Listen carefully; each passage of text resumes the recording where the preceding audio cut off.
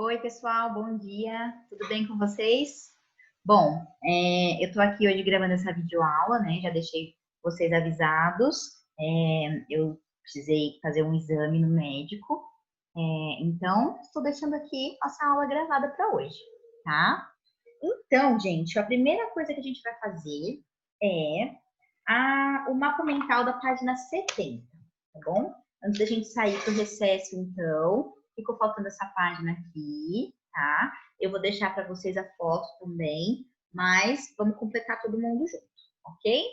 Então, lá na página 70, por favor, espaço de produção e circulação mundial, ok? Bom, vamos lá. Grande transformação no modo de produzir. O que trouxe essa grande transformação? As revoluções industriais. Revoluções industriais, ok? Vamos então para a primeira revolução industrial, esse lado aqui. Então vamos lá. Primeira revolução industrial. Qual era a fonte de energia? Carvão mineral. Onde foi a área de ocorrência, o país principal? Inglaterra. E qual foi a principal invenção que marcou esse período? As máquinas a vapor, ok? Então, a gente tem aqui, será que dá para ver? O carvão mineral, então, Inglaterra, e a principal invenção, as máquinas a vapor, ok? Segunda revolução industrial agora. A fonte de energia principal? Petróleo. Países de ocorrência, os países desenvolvidos, ok? Aqui a gente já pode citar Estados Unidos, França, Alemanha. Invenção, qual foi a grande invenção que caracterizou esse período? A energia elétrica. Então, a gente tem aqui petróleo, os países desenvolvidos e a energia elétrica, ok? Dá para enxergar, né? Eu vou deixar um fotinho para vocês também, tá bom? E aqui do lado, na terceira, então, Revolução Industrial, que a gente também pode chamar de Revolução Técnico-Científico-Informacional, a gente tem aqui, então, fonte de energia nuclear. Países de ocorrência, área de ocorrências, os países emergentes. Agora a gente pode falar o Brasil. E a grande invenção que marca esse período, principalmente os computadores e a internet. Ok? Então, a gente tem aqui nuclear, os países emergentes e a grande invenção, então, computadores e internet. Certo? Se não dá para vocês enxergarem direito, eu vou deixar uma foto, tá bom? Fiquem tranquilos. Essa foi a última página, então, do capítulo que encerramos o trimestre passado. E eu vou mostrar para vocês agora, fiz uma apresentação para a nossa aula de hoje, para o próximo capítulo. Nós vamos falar, então, agora sobre América, tá bom? E principalmente aqui na nossa aula de hoje, sobre a regionalização da América. Como que esse continente está sendo dividido, foi dividido, né? Desde a época do descobrimento, tá bom? Então, nós estamos no capítulo 10, página 72, por favor. Eu vou aqui compartilhar minha tela com vocês. Aqui. Muito bem. Então, essa é a aula de hoje, certo? Então, nós temos aqui o capítulo 11 e vamos falar sobre América. Gente, nós aqui do Brasil, a gente não fala muito isso, né? Mas tem muitas pessoas que moram nos Estados Unidos que se referem à América como se fosse o país Estados Unidos. Obviamente, isso é uma coisa muito errada de se falar, tá bom? Eu deixei uma figura aí para vocês verem. Tudo isso aí que tá de verdinho é o continente americano inteiro, tá bom? Muito bem, deixa eu pôr essa coisa mais para baixo. Certo, então nós vamos começar. Gente, eu fiz um resumo para vocês, tá bom? Sobre esse capítulo aqui. Então, se vocês forem acompanhando aqui com a Pro, nós estamos na 72 e 73, tá bom? Eu vou pedir para vocês darem uma olhadinha nos mapas da apostila, mas tá bem tranquilo, tá bom? Então, vamos lá, gente. A gente tem essas duas divisões principais, né? Temos a América Latina e a América Anglo-Saxônica. Essa divisão, gente, ela é feita pela língua, tá bom? Pela língua dos colonizadores. Então, a América Latina ali, a área entre o México e a Argentina, nós, Brasil, estamos dentro da América Latina, certo?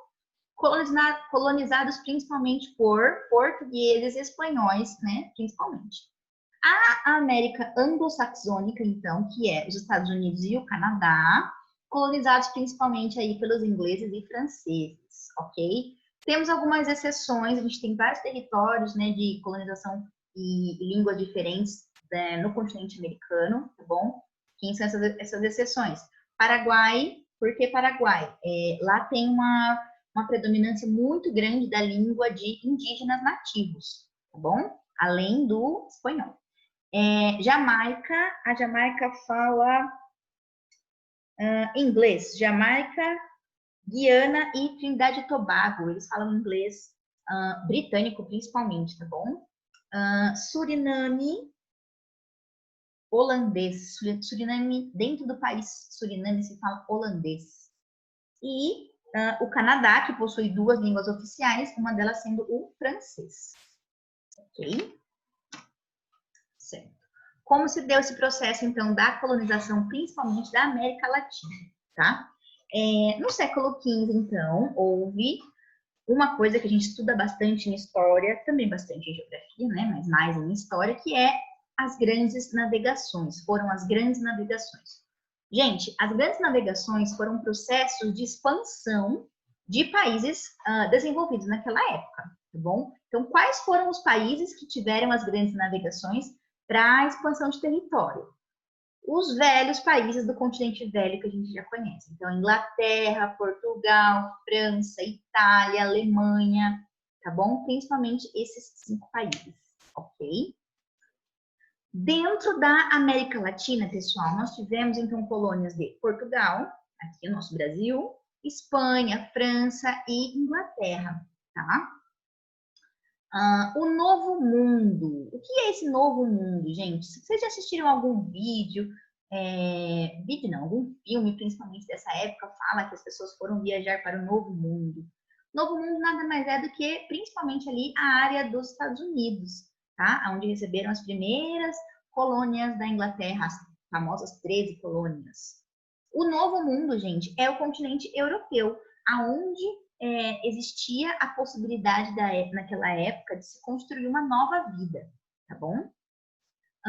Bom, o Novo Mundo, então, foi colonizado principalmente por ingleses, não é?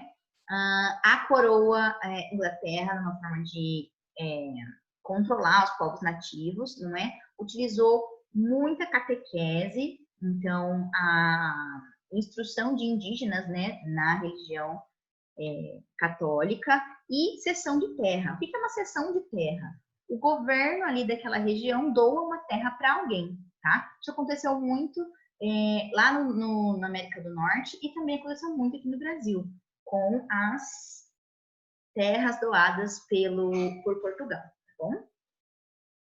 Então, as terras, elas tinham donos, não é? Então, assim, a coroa portuguesa, no caso do Brasil, entregava um pedaço de terra para um português, obviamente, e aquela localidade ali passava a ser dele, tá? Isso servia para expulsar os indígenas e também a catequese ajudava a controlar esses povos nativos, tá bom? Tem uma palavra, gente, que eu quero que vocês prestem atenção, povos autóctones. O que é isso? Autóctones significa nativo daquela terra, tá bom? Existia uma visão naquela época, gente, de que os indígenas, eles eram todos iguais, que eram todos da mesma... que eram todos do mesmo... tudo da mesma laia, que todo mundo era selvagem, sem cultura, sem Deus. E, na verdade, hoje a gente sabe que esses povos autóctones, eles são muito diversificados, não é?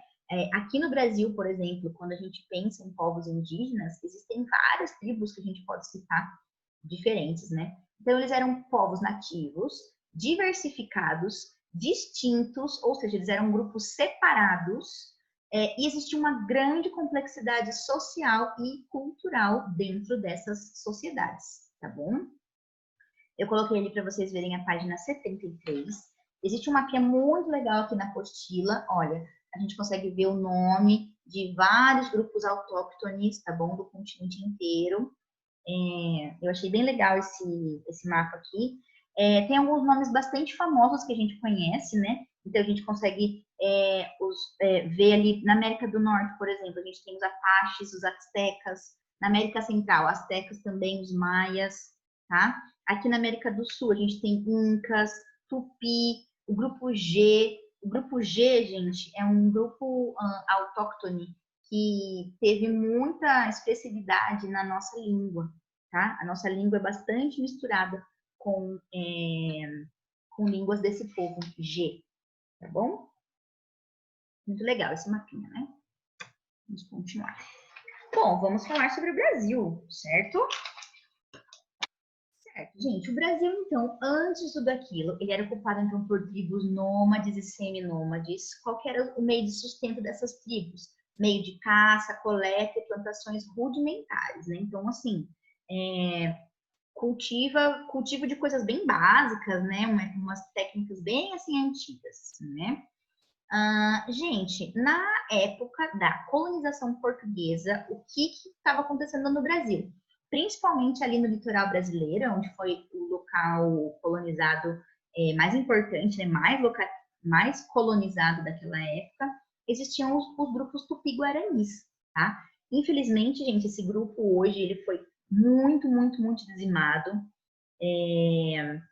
É bem pouca hoje a porcentagem de grupos indígenas dentro do nosso país, né? A gente também não pode deixar de falar dos Incas, tá bom? Que também dominavam grande parte aqui do território da América do Sul. Eles dominavam, né, países como Peru, Chile, Bolívia, Argentina e também o Equador. Ok? Muito bem. Eu tirei essa parte da apostila, tá bom? Eu achei ela bem interessante. Como era, então, a estrutura desses povos nativos? Então, as tribos eram estruturadas hierarquicamente, né? Então, existia sempre um chefe, pessoas abaixo. Tais civilizações estabeleciam a seus integrantes funções sociais muito bem definidas. Gente, o que era isso de função social? Homens, por exemplo, faziam a caça e mulheres faziam a coleta de alimentos, cuidavam das crianças. Homens ou crianças eram responsáveis por plantações pequenas. Então, assim, os grupos, eles eram divididos e cada um tinha sua função muito bem definida, tá bom?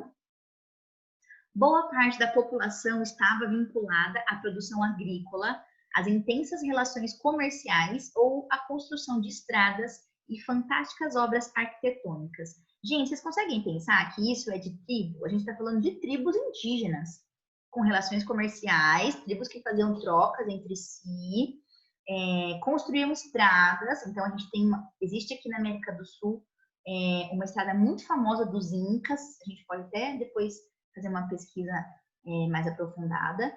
Uma estrada de rota comercial dos Incas que era enorme, assim, passava por vários territórios.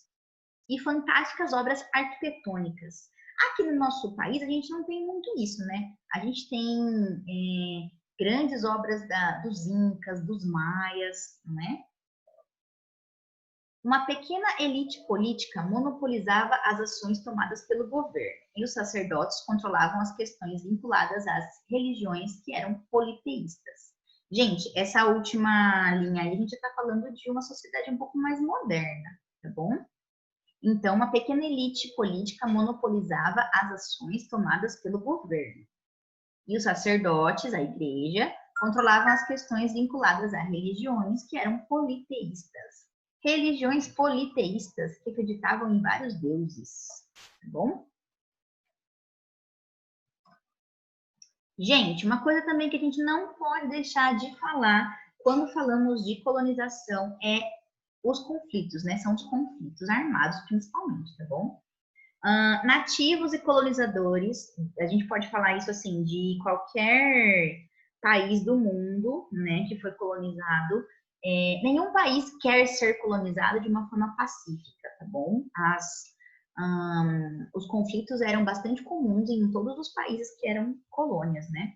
Então, houve sim bastante relações conflitantes, não é? exploração agressiva da população nativa e da riqueza natural. A gente fala disso aqui no Brasil muito, né? Mas é uma lógica que segue por todos os países colonizados, tá bom? Também a África sofreu muito com esse tipo de colonização agressiva, né? Quais são as consequências, gente, desse tipo de coisa? Morte de muitos nativos, doenças trazidas pelos colonizadores, fome e trabalho forçado e escravo, tá bom? Doenças trazidas pelos colonizadores. Gente, a gripe, por exemplo, gripe que a gente tem hoje em dia, ela foi trazida pelos colonizadores lá da Europa. Índio não tinha gripe. E também índio não tinha anticorpo para lutar contra a gripe. Então, muitos indígenas morreram por conta de pegar uma gripe e não ter imunidade no próprio corpo para poder fazer aquilo sarar. É bem louco pensar nisso, né? Mas foi uma coisa que várias doenças assim vieram da Europa e dizimaram muitas populações nativas por essa população não ter anticorpo produzido para lutar contra essa doença. Gente, a gente vai entrar numa coisa agora que se chama pacto colonial, tá bom? A gente já falou sobre isso lá no começo do ano, na escola, ainda tendo aula sobre isso, tá bom? Quando a gente falou sobre desigualdade, eu falei um pouco para vocês sobre o pacto colonial, tá? O que é isso, pacto colonial, Pro? Pacto colonial é a ordem que as coisas seguiam entre as colônias e as metrópoles, tá bom? Então, vamos dar um exemplo de Brasil e Portugal. Brasil, colônia, Portugal, a metrópole, certo? Como que era o pacto colonial? A colônia entregava matéria-prima para a metrópole, certo? Então, por exemplo, vamos dar um exemplo aqui, laranja. Acontece muito ainda, mas vamos levar esse exemplo para o passado. Laranja. Então, não, laranja é muito moderno. Vamos falar de uma coisa daquela época. Açúcar, muito bem, cana-de-açúcar. Plantações de cana-de-açúcar. O açúcar era extraído lá na metrópole. Então, a gente enviava matéria-prima, a cana-de-açúcar para lá. A matéria-prima fazia todo o processamento industrial. Então, a retirada do açúcar, a retirada da... O que mais tem? Bom, o álcool, né? Mas o álcool é moderno. Naquela época, vamos falar só do açúcar. Por conta do pacto colonial, o Brasil só podia comprar açúcar de Portugal. Então pensa, olha só que louco. Brasil entregava para Portugal a cana-de-açúcar, Portugal transformava a cana-de-açúcar em açúcar e vendia de novo para o Brasil. O Brasil não podia comprar de outros países porque ele estava algemado no pacto colonial, tá bom? Existiam contrabandos e tal, mas era uma coisa mínima, né? A grande maioria desta política mercantilista, né, dessa venda e compra de coisas, era dentro do pacto colonial, tá bom? Eu coloquei aí para vocês, ó, política mercantilista, venda e compra de gêneros agrícolas, principalmente, né, gente, naquela época a gente fala de colonização, estamos falando de gêneros agrícolas mais simples, tá bom? Café, cana-de-açúcar. Vamos lá, uma coisa também que a gente precisa sempre lembrar quando a gente fala sobre isso, sobre colonização, é o enriquecimento do velho mundo em detrimento do continente americano, tá bom? Isso, pessoal, também aconteceu muito no continente africano, mas a gente vai estudar o continente africano um pouquinho mais pra frente, tá? O continente americano, principalmente quando a gente fala de América Latina, foi extremamente explorado tanto fisicamente, né, as pessoas nativas daqui, quanto a exploração da sua riqueza natural, tá? Muitas das nossas riquezas foram embora para países do velho mundo, lá da Europa, tá bom? Dá uma olhadinha, por favor, na página 75, tá? A gente tem aqui um mapa, divisão administrativa e independência da América Luso-Espanhola. Então, olha só, esse mapinha aqui, tá bom? Que eu quero que vocês prestem atenção nesse mapa, obviamente a legenda. Então, olha lá, colonização espanhola, a gente tem várias cores aí que foram da colonização espanhola. Vice-reinado da Nova Espanha, olha como chamava aquela parte ali, Colômbia, Venezuela, Equador. Vice-reinado da Nova Espanha. Vice-reinado da Nova Granada, vice-reinado do Peru, vice-reinado do Rio da Prata, Capitanias Geral de Cuba, Capitania Geral de Guatemala, Capitania Geral de Venezuela, Capitania Geral do Chile, Capitania Geral do México. Bom, esses são os nomes, né, que eram as colônias, tá? Colonização portuguesa, então, Brasil, aqui, né? Outras colonizações, lá, Guiana e Suriname, inglesa, francesa e holandesa. Tem duas mais coisas neste mapinha. A gente tem a divisão política atual, né? Então, vocês conseguem enxergar a divisão atual dos países, esse risquinho normal aqui. Tem o risquinho, o riscadinho cheio de risquinho, divisão na época colonial. Então, a gente consegue ver aqui também desse riscadinho, ó, como eram as divisões antigamente, tá? Muito interessante esse mapa. E também tem as datas da independência de cada um, tá bom? Então, olha ali, Brasil, 1822. Gente, isso é considerada uma independência tardia, tá bom? Porque 1822, né, é bastante tempo de colônia. Mas tem países que foram ser independentes muito mais depois que isso. Olha a Jamaica, por exemplo, 1962, muito mais próximo da nossa data atual, né? República Dominicana, 1844. Pois é, gente. Muito interessante esse mapa. Então, nós vamos falar agora sobre o período pós-colonial, ou seja, o período mais atual que nós estamos vivendo, tá bom? O que a gente tem de importante? A América Latina como maior região do continente, não é? Continente, se a gente parar para pensar, tem muito mais pessoas que falam línguas latinas do que inglês. Destaques econômicos: Brasil, México e Argentina, tá bom? Brasil como um grande produtor de commodities, tá? Guarda essa palavra aí na cabeça, gente, commodities. Eu vou explicar ela mais para frente na nossa próxima aula, tá bom? Commodities. México e Argentina despontando aí como produtores industriais. Também tem indústrias muito fortes, tá? O que não é o caso do Brasil.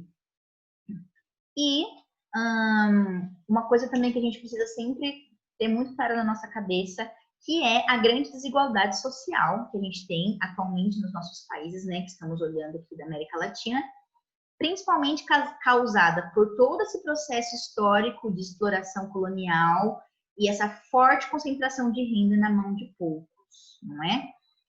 O Brasil não é o único país que tem muito dinheiro na mão de poucas pessoas, tá? Isso é uma realidade por vários países da América Latina, ok? E a gente tem também uma outra forma de regionalização que a gente usa muito, né? Que é a América do Sul, América Central e América do Norte, tá bom? Basicamente, pessoal, a América do Norte, então, Estados Unidos e Canadá, né? O Alasca, gente, ele é um estado do Estados Unidos, tá bom? Faz parte dos Estados Unidos. E a América Latina, que a gente falou aqui na nossa aula de hoje, né? Ela engloba a América Central e a América do Sul também. Ok, pessoal?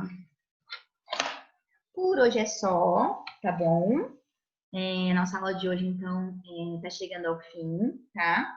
Eu gostaria que vocês preenchessem o mapa mental aqui da página 79 como tarefa para a nossa próxima aula, tá bom?